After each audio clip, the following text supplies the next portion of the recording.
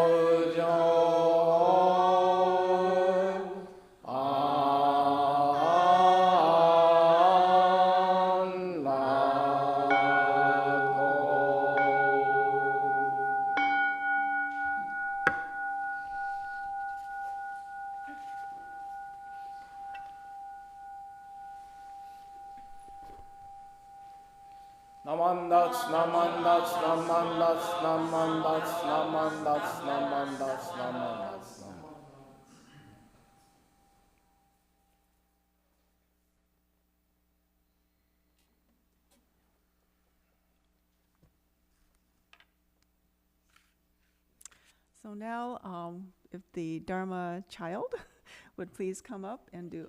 Oh, there are more? Okay. Okay. I didn't see them.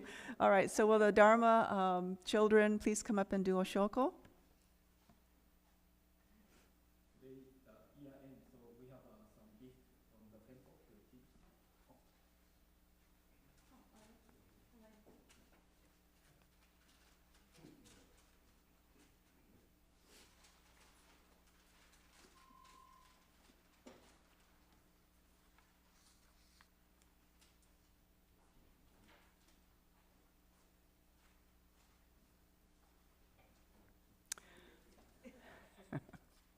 Okay, so now we will have the reading of three treasures, followed by Sankyemon. Would you please join me in Gassho and read the three treasures? Hard it is to receive a human form, now we have received it. Difficult is it to hear the Buddha Dharma, now we hear it. If we do not receive awakening in this life, in what life shall we do so? Let us reverently take refuge together in the three treasures of the truth. I take refuge in the Buddha. Together with all beings, may we attain the great way of enlightenment, awakening to the supreme intent of the Buddha. I take refuge in the Dharma. Together with all beings, may we enter the storehouse of Dharma, acquiring wisdom as deep as the ocean. I take refuge in the Sangha. Together with all beings, may we become united as a great assembly, being free of all bondage. Hard is it to encounter the supreme, profound, and wondrous Dharma, even in 100,000 million kalpas. Now we are able to hear and receive it. Let us truly understand the true intent of the Tathagata. Namo Amida Butsu, Nammandas, Nammandas. 来三門、人参受けがたし、今すでに行く。仏法聞きがたし、今すでに聞く。好み根性に向かってどせずんば、さらにいずれの章に向かってか好みをどせん。大衆もろともに四神に三方に消えし立てまつるべし。自ら仏に消えし立てまつる。まさに願わくは主情とともに、大道を体現して無常意を起こさん。自ら法に消えし立てまつる。まさに願わくは主情とともに、深く共同に入りて知恵海のごとくならん。自ら僧に消えし立てまつる。まさに願わくば主情とともに、大衆を通りして一切無下ならん。無常人人未明の法は、百千万号にも愛用ことかたし、我今検問し授受することを得たり、願わくは如来の真実義を下し立てまつらん。ナモ阿弥陀仏、何万脱、何万脱、何万脱。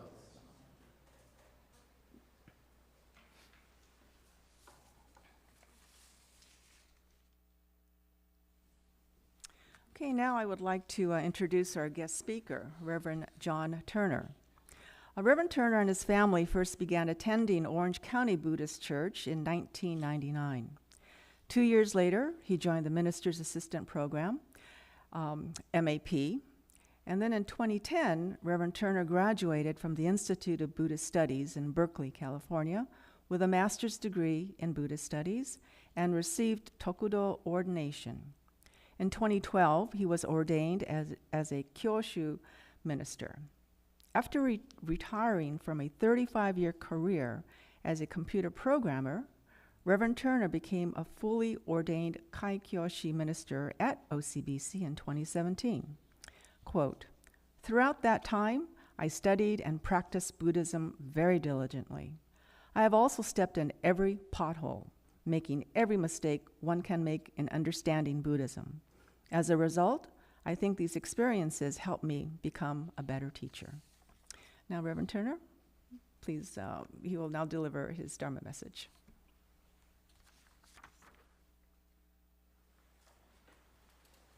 Namandavats, namandavats, namandavats, namandavats, namandavats. Well, I'd like to thank you all for inviting me for Bodhi Day. It's also known as Nirvana Day. This is another talk that I'm not going to get into right now, but sometimes the names we use can be confusing because there's different names and they kind of have different implications. But today is the day that we're going to acknowledge and kind of not really celebrate, but stop for a minute and really take heart in the fact that Prince Siddhartha sat under a Bodhi tree in early December and realized awakening 2,500 years ago. And we read the three treasures. I wanted to talk about that today. They're the Buddha, the historical Buddha. The Dharma is a word we use for the teachings, what he taught. And the Sangha is kind of the Buddhist congregation or his followers along the path with him. And one of the mistakes I made a lot is we, in our service book, we designed a new service book at OCBC. And our quotes are a little bit different than other people's quotes. But this one reminded me, when it says to be born is hard and difficult, and to come in contact with the teachings is hard and difficult. As a computer programmer and a math person, I thought that they were talking about labor, like being born is really hard. And difficult meant, it's hard to understand or, it's hard to get to church every Sunday.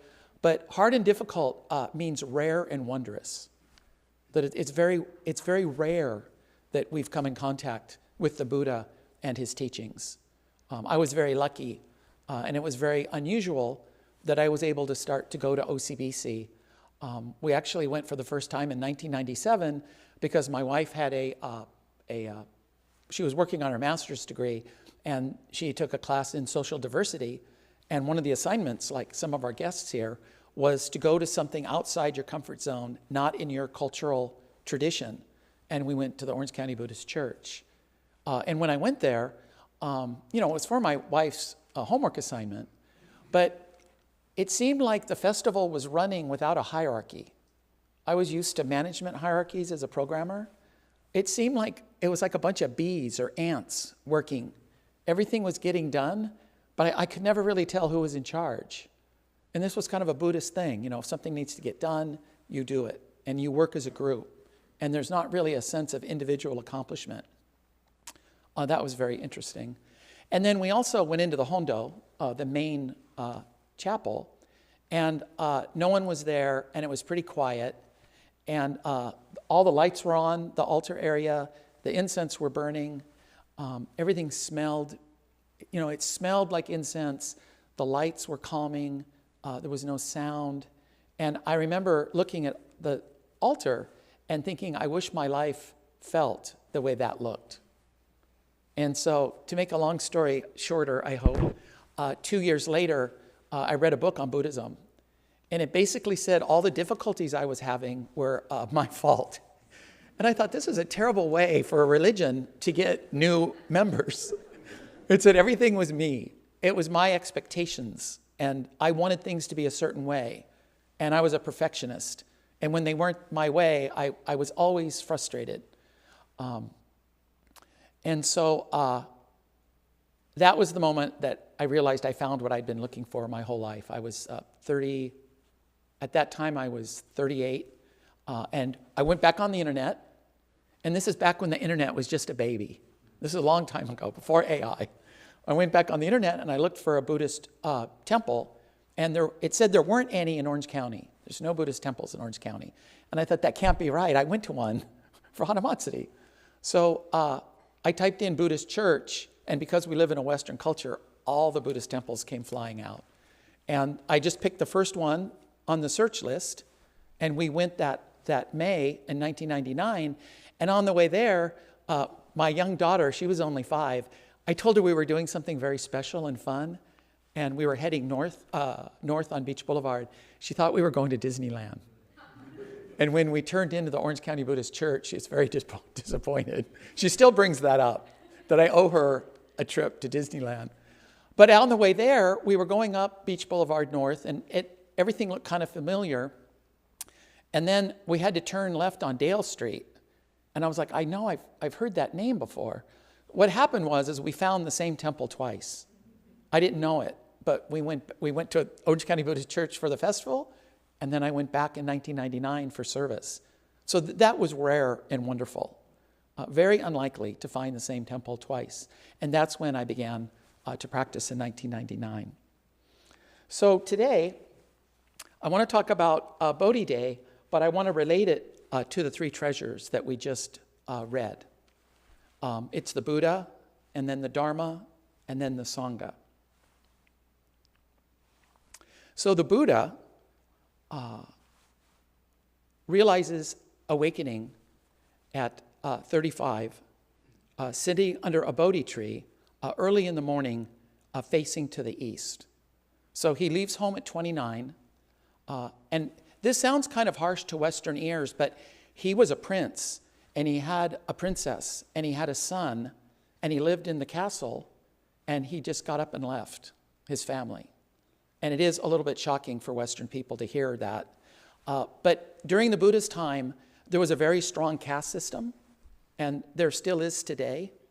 And like when I went to UCLA, just up the street, I could pick whatever major I wanted, and I could become whatever I wanted to become. But in India, you're born into a caste. And I still ended up going into the same trade that my father was in, but I wasn't forced to. He was a computer programmer. I became a computer programmer, but it wasn't due to caste. It was just due to causes and conditions and influences in my life. And so the only way for the prince who was born into the warrior caste could change the direction of his life was you have to move. You have to get away.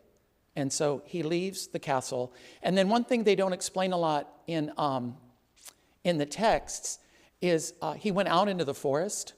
So to me, that means he went to Mammoth or Lake Tahoe. He went really far away from his family. But the castle was built on a river with trees nearby. And so he wasn't very far away. He could come home and check in whenever he wanted. But he was outside the castle walls. And he began to practice. And he started out with yogic practices. And then after several years of that, he also began to practice aesthetic practices, living a very minimalist life. And so those were the two practices that he really focused on for 6 years. And then after that, he got kind of frustrated because he didn't feel like he was having a breakthrough. So he abandons ascetic practices, and he takes a bath, he does his hair, he puts on decent clothes, he starts to eat and get his strength back. And he decides that he's not going to leave the seated meditation position under the Bodhi tree until he realizes insight or wisdom. And part of the story is a young woman named Sujata was going to make a food offering to one of the trees. All the trees and rivers have meanings in Buddhist texts. And she wanted to make a food offering to the spirit of this tree.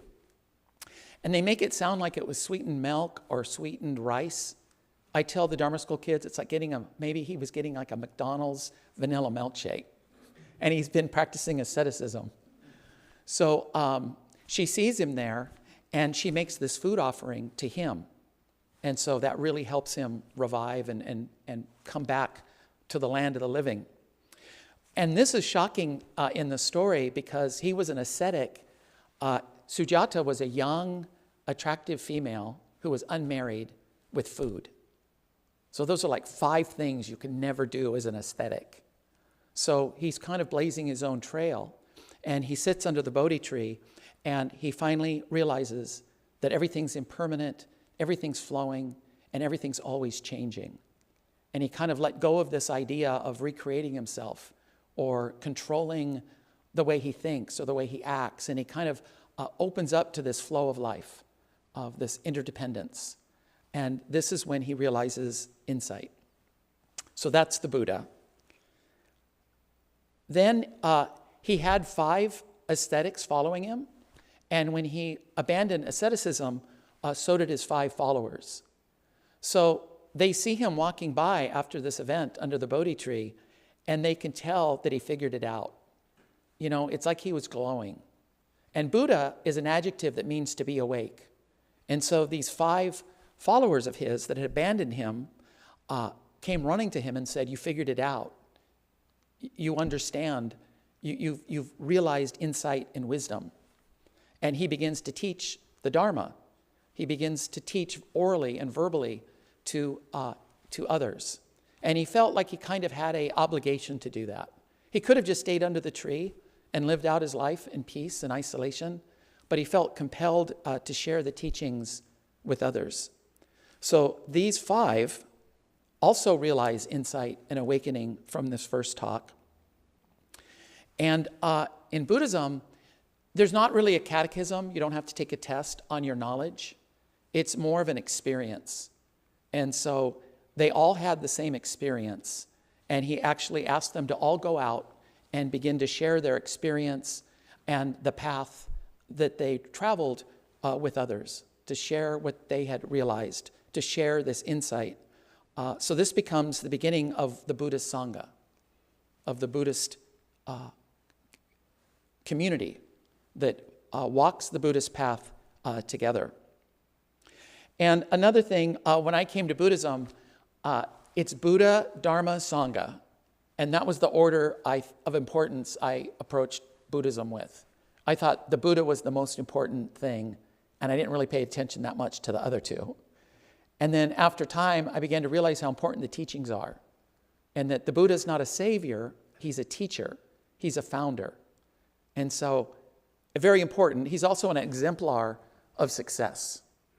I always tell people, if Weight Watchers, if no person ever lost weight through Weight Watchers, nobody would do it. So in their commercials, they always bring out Oprah Winfrey because she lost weight. And so when you watch the commercial, you realize there's a path, there's a process, there's a program at Weight Watchers, and it did work for someone, right? It worked for Oprah Winfrey. Why can't it work for me? So that's a major role that the Buddha plays. Then the teachings or the Dharma, that's what I was focused on next, was the teachings. I read books and I went to classes, I went to IBS. But then I began to really appreciate the Sangha. And I think this happened because during COVID, my wife is a yoga instructor, and she had to teach yoga through Zoom. And it just doesn't work.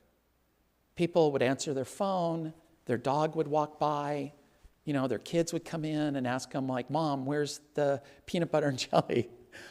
You're not focused. And you're also not sharing the experience in a communal setting with others. And we did services on Zoom, and we couldn't really chant because there's a delay in the audio. So I really, really began to miss the community, the sense of practicing with others. And when you practice with others, you start to model behaviors of others. And there's a little bit of peer pressure. You can't answer your phone in a yoga studio, right? You're a little bit more disciplined and a little bit more focused. And there's just something about doing things in a group that just has more meaning than doing it all by yourself. So the 3 treasures is something very, very important in Buddhism. So I thought it was in order of importance. Buddha first, Dharma second, Sangha third. And then as a computer programmer, I thought, well, maybe it's just in alphabetical order. Okay, that was a computer joke. And I thought, no, that doesn't make any sense. It can't be alphabetical order. That's so mundane. So I finally figured out it's in chronological order. The Buddha first, then the teachings, and then the Sangha develops. So it's just in historical, chronological order. And we have it in English. I take refuge in the Buddha. I take shelter. I have confidence in the 3 treasures. And these treasures, they use the word treasures because rather than money or promotions or prestige or real estate, this is what truly has value in our lives. And I think people that live a spiritual life, they kind of shift their priorities a bit. The next one is the one we do in kind of Sino Japanese. Namo kie butsu, namo kie ho, namo kie so. And namu means to bow or to bend. And kie is a compound that means to come or return. And I read in a book once, it said to return like you're going to your high school class reunion. You're kind of coming home again. It's the feeling you might have if you go to your 10-year high school. For me, it's probably 50 now, but But it's the feeling of returning back to your gym, seeing all your old friends. It's a sense of comfort and belonging, that you feel at home. So these translations are it's much more than just taking shelter or refuge. It has this feeling of being grounded or settled, or finally being able to exhale, that kind of meaning. And then the one down below is in Pali. This is Southern Buddhism. Buddham saranam gacchami, Dhammam saranam gacchami, Samgam saranam gacchami. And so they say Buddhism's not really a religion of texts, it's a religion of translations. So we have texts in Pali, Sanskrit, Chinese, Tibetan, Japanese, and now English. And the translations are a little different, but Buddhism's beginning to be Americanized and more accessible in the West. So I wanted to talk about the first Dharma talk. So we had the Buddha Realizing Awakening, and I wanted to share the first talk he gave. He went to a place called Deer Park in Sarnath to give his first Dharma talk. And I've had people from India come up to me after my Dharma talk, and they said, well, that can't be true, because he realizes awakening in Bodh Gaya, and he walks all the way over to Sarnath. I don't know, this person told me it's like 75 miles away. So he said, that can't be true. But it doesn't matter, really. I think it's symbolic of how important it was and how much effort he made to make contact with his original 5 disciples. So a lot of the things in the story, we really have to be careful not to think about it literally true. Like if I got in a car and I drove, how long would it take? It's more that he really made a great effort to begin to teach to his 5 original followers. And this is kind of the symbol. This is a picture from a monastery in Tibet or Nepal. There's the 2 deers for Deer Park, and there's the Buddhist wheel for the Eightfold Noble Truth, which we'll talk about. So I wanted to share with you the 4 Noble Truths. This is kind of a Protestant Buddhism example. I was Protestant before I came to Buddhism, and we tend to not be interested in ritual like Catholics, and we tend to like texts and rules and reading and books, and that's what I was looking for. And also science is very popular in the United States. At least it was 10 years ago. But science is a big deal. So this is kind of written from a Protestant scientific point of view at the translation, and I wanted to share it with you. And look where the word noble is. The truths are noble. And this is kind of a mistranslation as well. So the first one is, life is suffering. That word is a little bit too melodramatic in English. It's difficult, or something just seems a little off. And the cause is your desires. So in a sense, it is something about you that needs to be fixed. But from a Protestant point of view, it turns out to be cravings and desires. And these things need to be removed. And this is achieved by following the Eightfold Path. And the way this is written, life is suffering is the effect. The cause is the desires. The effect we're looking for is to remove them. And the cause, the way we can remove these things is achieved through the Eightfold Path. So this is the way it's usually presented in English. I don't like it that much. So first, the nobility of the path. The word noble is used by the Buddha to designate a particular type of person, the type of person which it is the aim of his teachings to create. In the discourses, the Buddha classifies human beings into 2 broad categories. On one side, there are the worldlings, those belonging to the multitude, whose eyes are still covered with the dust of defilements and delusion. So it's a seeing problem, not really a being problem. You're fine just the way you are, but we just need to change our perspectives, our orientation. On the other side, on the good side, there are the noble ones, the spiritual, who obtain this status not from birth, social station, or religious authority, but from their own inward nobility of character. So this is what's considered noble in Buddhism. It's not your birthright. It's not your station in life. It's not your educational levels. It's a deep sense of spirituality. That's what brings nobility to one's life. And so I wanted to show you the Eastern Buddhism translation that I like a lot more. So like I said, there's a lot of translations. These are not the noble truths. They're not divine or great. These are the four truths of the noble. So these are the things that people that have spiritual nobility model their life after or embrace. And it goes, in the Buddhist time, it wasn't science that was super fashionable. It was medicine. They used a lot of medical analogies. So we're going to go through this as a doctor would. So the symptoms is that you have an uneasy feeling. Something just doesn't feel quite right in your life, but you can't figure out what it is. And you've tried everything. You've tried money, you've tried cars, promotions, vacations, concerts, and this feeling, this uneasy sense that something's off in your life doesn't go away. And so the diagnosis is that you have a seeing problem. That's the problem. It's not cravings, it's not desires, it's that you're just not looking at the world clearly. But luckily, the prognosis is very good. There is a cure, and this is insight. And then they write you a prescription.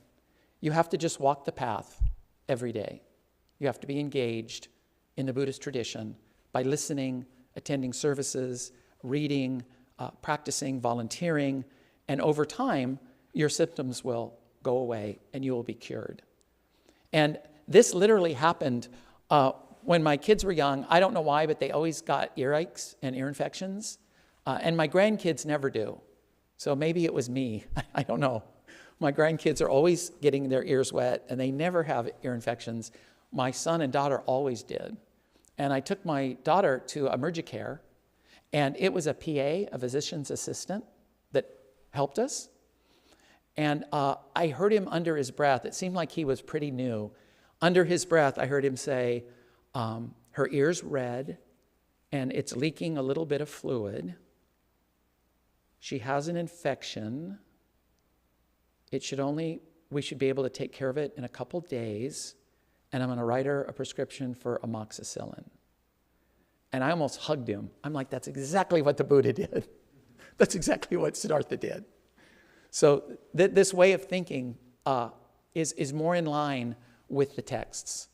And everybody that I give this talk to that's a PA, a nurse practitioner, a doctor, they love this because they can identify immediately with this paradigm. And then the thing I wanted to talk about suffering is in English, it's hard to translate. All this is just my opinion. A lot of the words in English are very dualistic. Like we've got a really good word and we've got a very negative word, but we don't have a lot of words in the middle. I could tell you this story, I think. They're all adults here. Linda and I went to a movie together, and there was a couple in front of us, and we were seeing a film that was made for adults.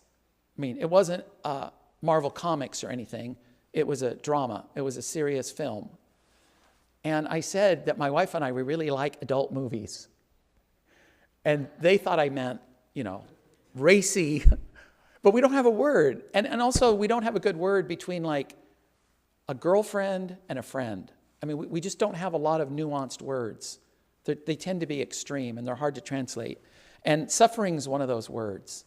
Unease, hinky, just feeling off. We just don't have a lot of good words for this just nagging feeling that something's a little off. And I had thought that you could go to Japan and take all the words in Japanese and then go to America and take all the words in English, and you could line them up and they all matched, the translations would match 1-to-1. And I thought it would go both ways, but it's not like that. There's a lot of words that we just don't have in English that say they have in French or they have in Spanish. There's just no word for that concept. And we get in trouble with translations in that way. So I wanted to share with you, the Buddha talked about 3 types of suffering.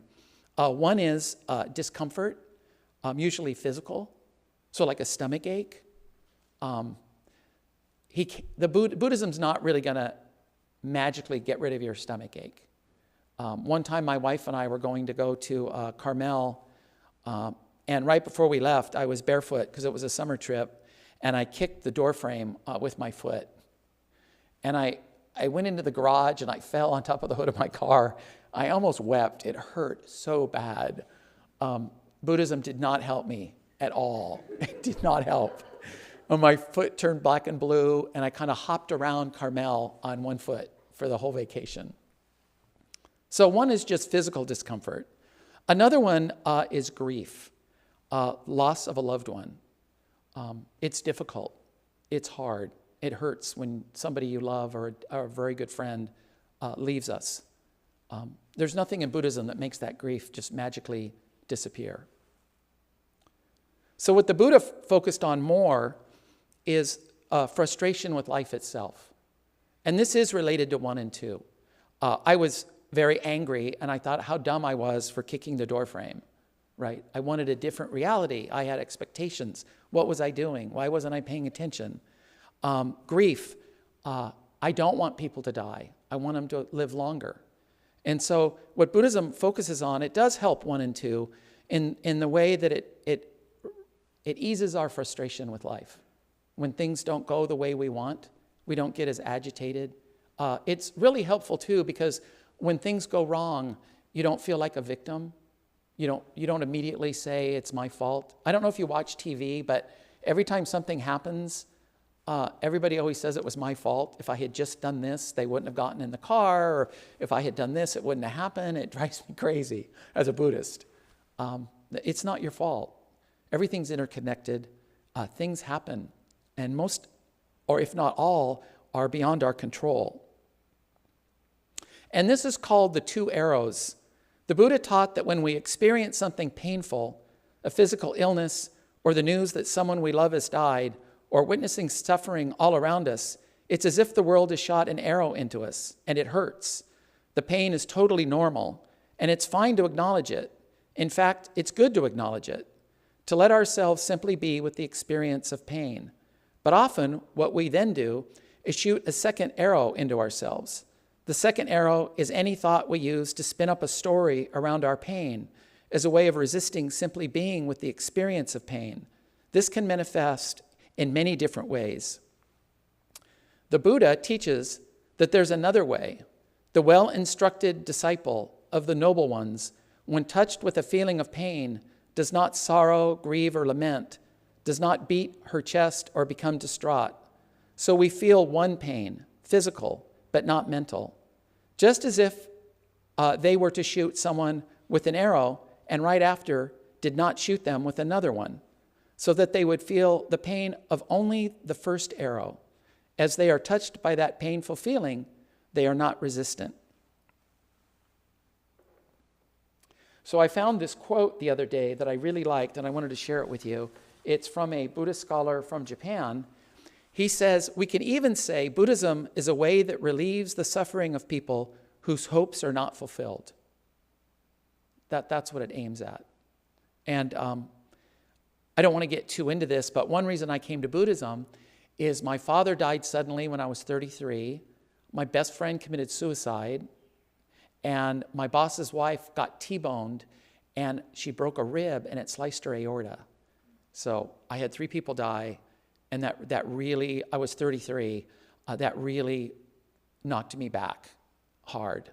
I wasn't in control. Things weren't going the way I wanted. This isn't how life is supposed to be. I was a good person. I did all the right things. And why are all these bad things happening to me? I couldn't understand it. So I wanted to talk about the Eightfold Path now, the prescription he gives. It's the 4th Noble Truth. And rather than thinking of it as something we achieve, I think the Eightfold Path is something we begin to exhibit. These are characteristics we begin to experience. They become characteristics, new behaviors in our lives.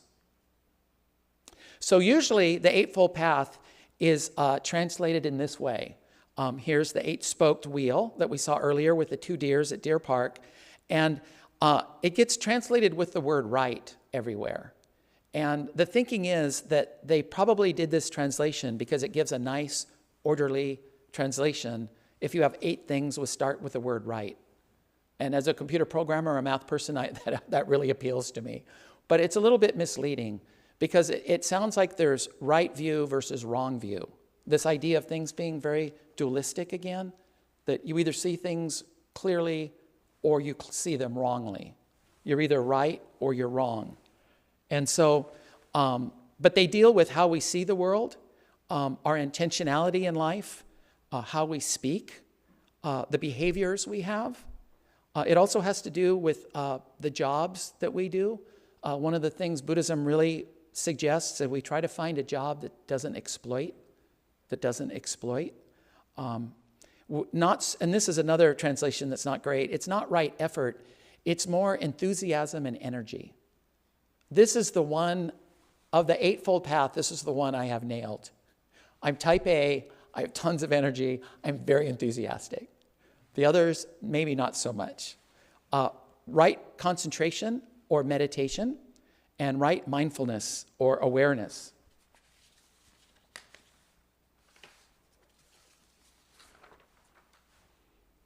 So we're gonna try it a different way. So this word right comes from the word sama in Sanskrit. So the word sama means proper, whole, thorough, integral, complete, and perfect, related to the English word summit. So this is an example where sama in Indian language has this broad range of meanings, but we just have right and wrong. That this is the problem. So it does not necessarily mean right as opposed to wrong. However, it is often translated as right, which can send a less than accurate message. For instance, the opposite of right awareness is not necessarily wrong awareness. It may simply be incomplete. We're just not seeing the whole picture. We're not wrong, but we're not seeing everything. Use of the word right may make for a neat or consistent list of qualities in translations. The downside is that it can give the impression that the path is a narrow and moralistic approach to the spiritual life.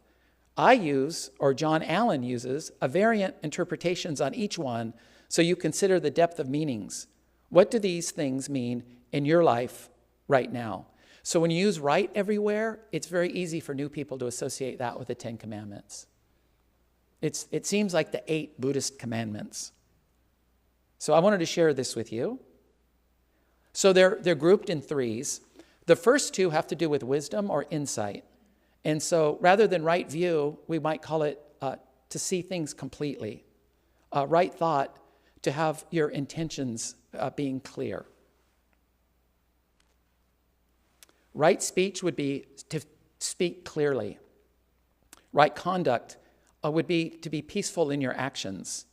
Right livelihood, as I mentioned before, doesn't mean you should never be a bartender, or you can't be a butcher, or you shouldn't raise cattle. It's that you just don't want to be exploitive. You don't want to exploit and take advantage of people. So if you can do that as a bartender or as a butcher or a computer programmer, I had to work on some defense contracts when I worked at Hughes Aircraft. I didn't like it. I went to commercial programming. So you can make some decisions in your life, but sometimes you can't, and that's okay too. Right conduct would be a peaceful action, non-exploitive. And then the next one is attitude. Right effort, as I mentioned earlier, has more to do with being enthusiastic or having a lot of vitality when you're Buddhist practice. It's something you're excited to do. Church is fun. You want to come. It's that kind of experience. Right meditation is to be completely absorbed, to be single-minded, to be very focused. We don't focus on this one a lot, pun intended, because we're everyday people. This is a non-monastic style of Buddhism. It's very hard to be focused when you're raising kids and dogs. And I live next to a fire station by my house. My neighbors are hard of hearing, and they play their TVs super loud at 2 a.m. But I don't yell at them, and I don't get mad at them, because they don't know their TV's loud. They're deaf. They don't know. If I went over and yelled at them, they would have no idea what I was talking about. And now, my wife and I are kind of used to it. I don't know if they're Greek or Arab, but they listen to really loud novellas, dramas, but they're not even in English. It's in a foreign tongue. And at first, it really irritated me. But now, I can't sleep unless I hear that screaming and yelling and the arguing and the fighting. So that's an example of seeing things clearly and having right intentions. They have absolutely no awareness that their TV is on 10. They don't know. The one we focus more on is right mindfulness, to just be aware of everything around you, to just be totally present for everything that's happening without judgment. So I wanted to give you an example. This is an adult movie. This is the film The Last Samurai with Tom Cruise and Ken Watanabe. And Ken Watanabe earned an Oscar nomination for his portrayal of samurai leader Katsumoto. This is him on the left. That's the back of Tom Cruise's head on the right. I was worried about using this quote from this movie because there's something called white savior movies. Yeah, there's a lot of them. Where the white guy comes in and kind of explains to the ethnic people how to appreciate their culture, that kind of thing. Heavenly Figures, or was it Hidden Figures is another movie like that. Dancing with Wolves. I watched that movie, I didn't like it, with Kevin Costner. It's always about some white guy that comes in and saves the Indians. So I Googled this a lot before I used it, and Ken Watanabe, I found a quote where Ken Watanabe said it's not a white savior movie. The hero of the movie is Ken Watanabe. Tom Cruise is the student. He's a fish out of water. It's more of a fish out of water story. Tom Cruise doesn't know what he's doing. He's in a different culture. He's in a Buddhist culture, and he really is not on solid ground through the entire film. And so I wanted to show you the difference between meditation, being single-minded, and what we focus on most, being mindful. So when they meet, this is what samurai leader Katsumoto says to Tom Cruise. He says, "The perfect blossom is a rare thing. You could spend your entire life looking for one, and it would not be a wasted life." And I'm not an expert, but this sounded very Zen-like to me. You spend your whole life looking for that perfect flower, that perfect moment, by focusing on each blossom until you find it. And that makes you very focused, very single-minded, and maybe the outside world doesn't get to you because you're single-minded and focused.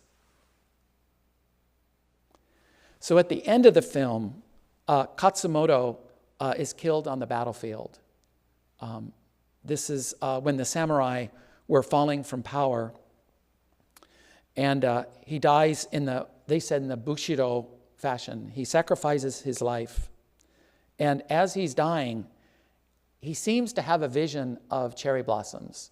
I'm not sure if they're really there or if he's just kind of having a vision before he passes away. And these are his last words to Tom Cruise. And I think it's kind of neat. We always have Ken Watanabe facing the camera, and we always see the back of Tom Cruise's head. So this proves it's not a white savior movie. So this is what Katsumoto says at the end.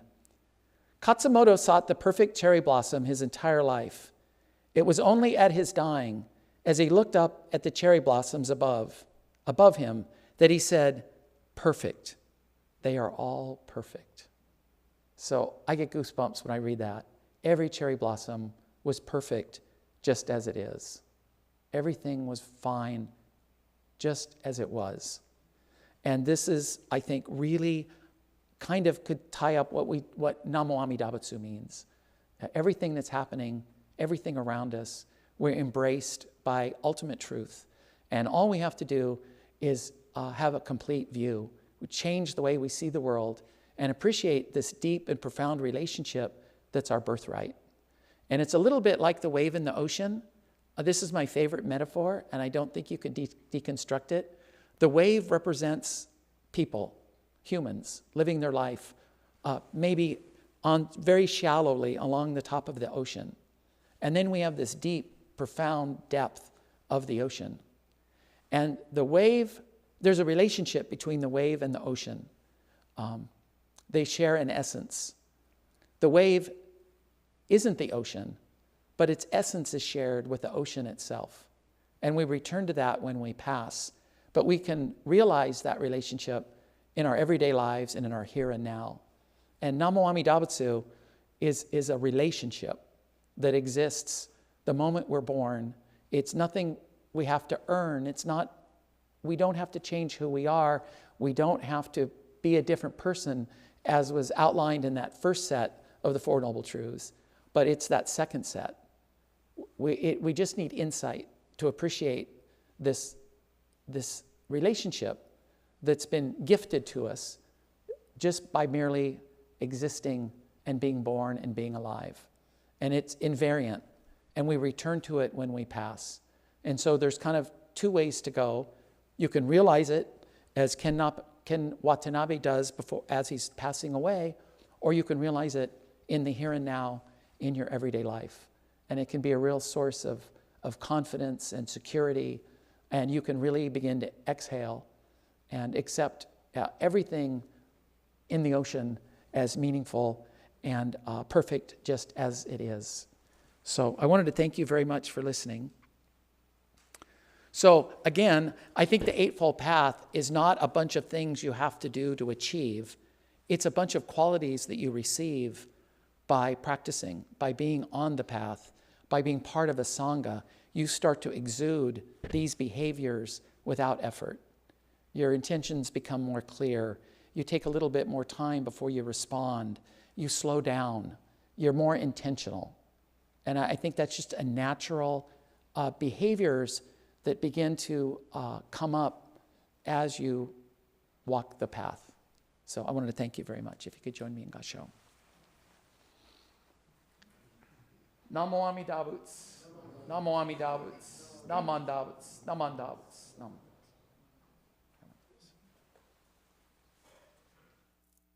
Thank you very much, Reverend Turner, for your Dharma message today. We will now have the reading of Ryogemon.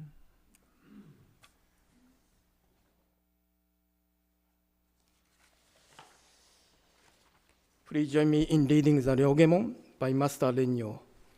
We rely upon Amida Buddha with our whole heart for the enlightenment in the life to come, abstaining from all sundry practices and teachings, and giving up the trust in our imperfect view. There is no doubt that the assurance of enlightenment comes at the very moment we enter us, and we recite the Nembutsu, Namo Amida Butsu, in joy and gratitude for the Buddha's compassion. We also acknowledge gratefully the benign benevolence of our founder and succeeding masters who have led us to live in this profound teaching, and we do now endeavor to follow throughout our lives the way laid down for us. 両下出言、もろもろの同業奪取、自力の心を振り捨てて、一心に阿弥陀如来、我らが今度の一大事の御所、御助け総来と頼み申して候。頼む一年の時、往生一条御助け事情と存じ、この上の称名は、ご恩報者と存じ、喜び申し候。この恩断り弔問申し分け候こと、ご解散承認ご出世のご恩、次第僧正の伝理式の朝からざるご関係のご恩と、ありがたく存じ候。この上は定めおかせられる恩をきて、一号限り守り申すべく候。ナマンダウス、ナマンダウス、ナマンダウス、ナマンダウス。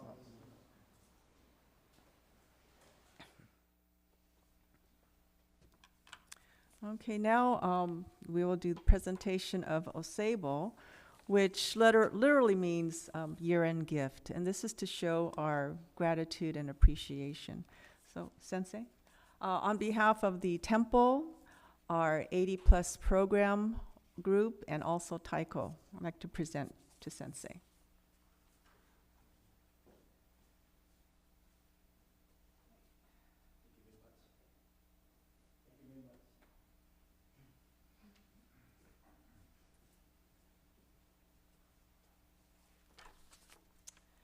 All right, so now I have announcements.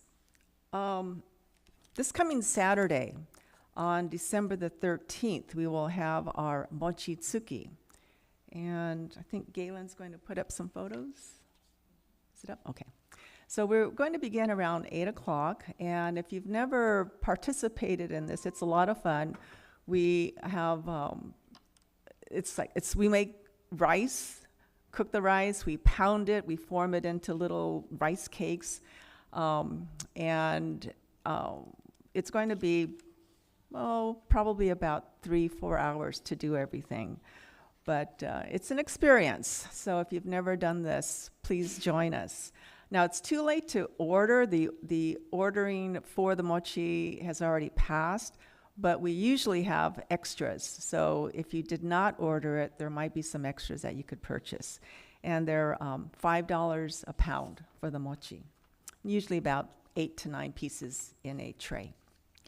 And then because we have so much fun and we make such a mess on Saturday, the following day, Sunday, we have our general cleanup. That's going to start at 9 o'clock. So again, we would like as many people to come and help us clean the temple, not only the social hall, but we also dust and vacuum our main hondo here as well. On December the 31st is our New Year's Eve service, which begins at 6 o'clock. And after service, we all have a chance to, if you heard the ringing of the bell, the kansho this morning, we all get a chance to ring in the bell. And typically, I think it was 108 strokes. So everyone just gets a chance to ring it once, okay? Then following day on New Year's Day, we will have our service. That will be at 10 o'clock. And hopefully you won't party too hardy so that you'll be able to attend our New Year's party that day. New Year's service. Now on the 11th of January, we are having our New Year's luncheon. The cost is $25 for adult lunch, $20 for children. And if you do plan to come, the deadline to order is January the 3rd. Now we do have some order forms on the table in the back. So if you would like to attend, we're going to have entertainment as well. We've got the band from the Nishi Temple, Abasonics, that will be playing music. Their specialty is like 60s and 70s. We also have another Japanese group called,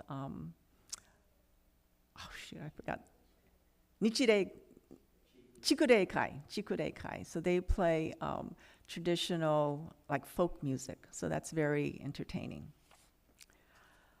On January the 17th is our the Winter Pacific Seminar, which will be hosted by the LA Nishi Betsuin.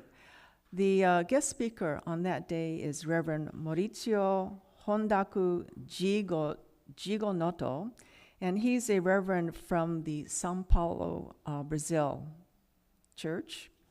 The event will be from 9 to 12. So if you are interested, please attend.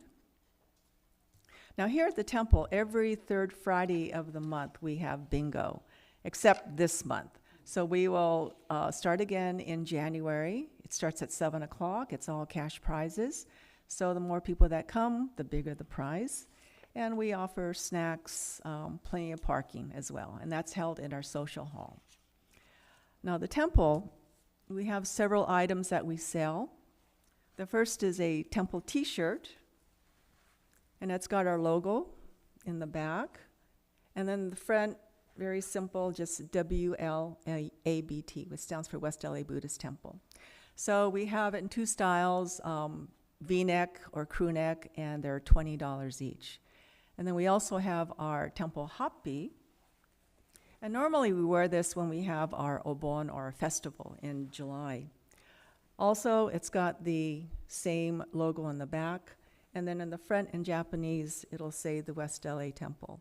So if you're a member, These are $80 per hoppy, and then for non-members, it's $95. And it is made out of 100% cotton. And then finally, next year, we're going to be celebrating our 100th anniversary here at the temple. And the date has already been set. It's November the 15th. It's service and then banquet. And we're going to have the banquet locally, so it's within walking distance from the temple. And what we're working on right now, as you come into the entrance, there's this huge blank wall. And we're going to have a donor's wall for the Centennial. And if you do donate $250, then your name will automatically be engraved on it's a Bodhi leaf. There's going to be a design, and then the leaf will be adhered to the wall. So hopefully it's going to be a very beautiful image, but that's what we're working on right now. Oh, it's on the screen? Okay, good. Okay, so with that concludes our service for today. Thank you all for attending. Now, I do want to invite all of you for lunch. We have a very nice lunch in our social hall, so please join us for that. And Sensei, I'd like to call on. Thank you for attending today. Please join me in Gassho. We are truly grateful for these wonderful meals. We wish to share it with all beings. As we partake of this food, let us remember Amida Buddha's compassion, which surrounds all forms of life. Namo Amida Butsu. Itadakimasu. Thank you. Oh, please offer the incense.